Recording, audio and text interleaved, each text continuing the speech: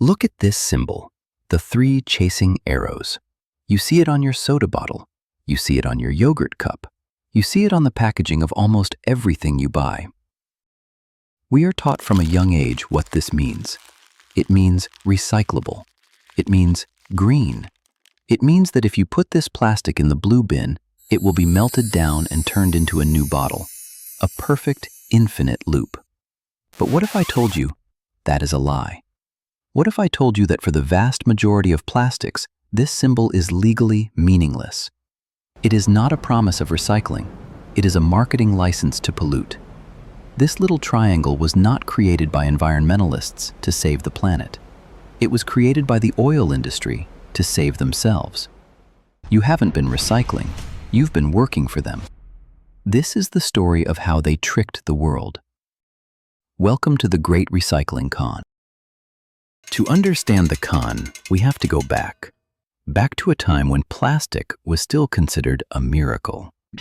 The 1950s and 60s were the golden age of throwaway living. It was modern, it was convenient, it was the future. But by 1970, the party was over. Landfills across America were overflowing. Trash was piling up in city parks and washing up on beaches. The public was furious. The very first Earth Day was organized, and millions marched against pollution.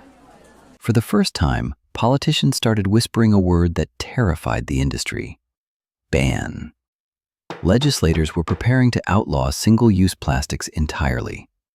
For the executives at giants like Exxon, Dow, and DuPont, this wasn't just a PR problem, it was an existential threat.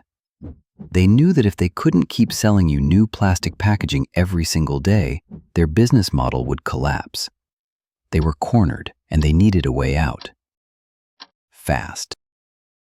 So the industry came up with a masterstroke. They decided to shift the blame from the makers of the trash to the people who bought it. They formed an organization with a lovely name, Keep America Beautiful. It sounded like an environmental group, but it was funded by Coca-Cola, Dixie Cup, and the owners of the plastic factories. Their goal was simple: make pollution look like a personal failure, not an industrial one.